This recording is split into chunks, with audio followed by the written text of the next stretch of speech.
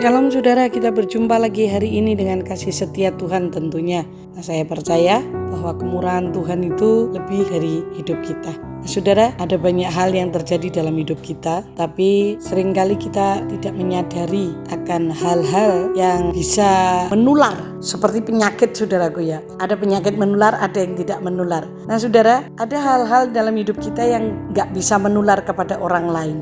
Itu adalah talenta, ya toh. Terus pengalaman hidup itu nggak bisa dicontoh atau menular kepada yang lainnya. Terus hal-hal yang sifatnya sudah karunia itu sudah ada di dalam diri kita. Tetapi tahukah saudara bahwa dalam hidup ini ada hal yang bisa menular dan sangat cepat menular ataupun itu mempengaruhi hidup kita, yaitu adalah sikap. Saudara, menurut John Maxwell, karunia, talenta itu nggak bisa menular, tetapi sikap hidup kita itu sangat-sangat cepat menular. Apabila seorang pemimpin, saudaraku, dia tetap kuat, tetap kokoh dalam menghadapi permasalahan, maka orang-orang sekelilingnya, rekan-rekan kerjanya itu akan melihat, dan ketika melihat itu tiba-tiba kayak terpengaruh, begitu saudaraku. Pernahkah saudara merasakan hal ini? Ketika saudara melihat pemimpinmu itu kuat, tetap kokoh ya dalam segala hal, tiba-tiba dalam diri kita tuh ada sesuatu yang mendorong kita untuk kita juga mengikutinya. Nah, sikap kita ini sangat mempengaruhi saudara.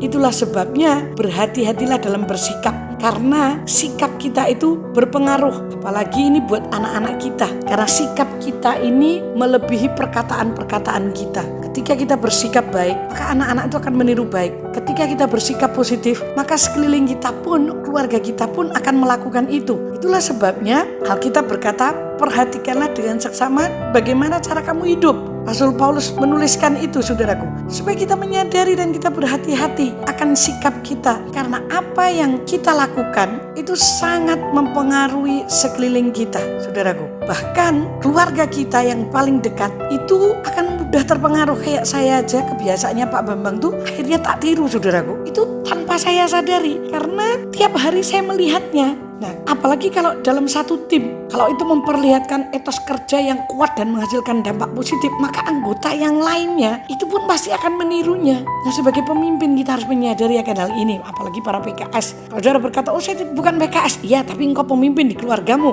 Nah, keluargamu itu akan sangat-sangat menerima atau ketularan oleh sikap-sikap kita yang kita lakukan tiap hari. Jadi kita harus semangat supaya orang-orang yang dekat kita semangat. Kita tidak boleh takut dan pesimis, supaya mereka semua yang di sekeliling kita tidak menjadi takut pesimis, karena sikap itu menular. Maka kita harus membuang jauh-jauh yang negatif. Pastikan bahwa kita memiliki sikap yang positif, perkataan positif, tindakan yang positif, kebiasaan yang positif, budaya kerja yang positif. Semuanya akan seperti virus yang menular dan mempengaruhi. Jika semuanya sudah terjangkiti virus positif, kita pun akan dengan mudah saudaraku mencapai tujuan bersama.